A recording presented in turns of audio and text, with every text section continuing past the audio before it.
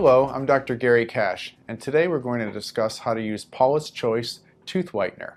Paula's Choice Tooth Whitener is a great option for patients who want whiter teeth, and it can be used as a touch-up bleaching agent after professional in-office bleaching, or it can be used on its own. The way we want to apply this product is using thin layers. If we apply too much pressure and get clumps, we're using too much of the product. If you find clumps appear, just apply lighter pressure. While everyone varies on the amount of whitening that will benefit from shade to shade, many factors play into this. How yellow were your teeth to start?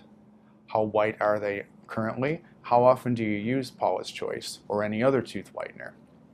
The tooth whitener can be used as often as you want, assuming you have no sensitivity and you're under the supervision of a dental professional. You should always consult a dental professional before using any over-the-counter bleaching products or office dispensed bleaching products. Paula's Choice is a peroxide-based product, and it's safe and effective for tooth whitening.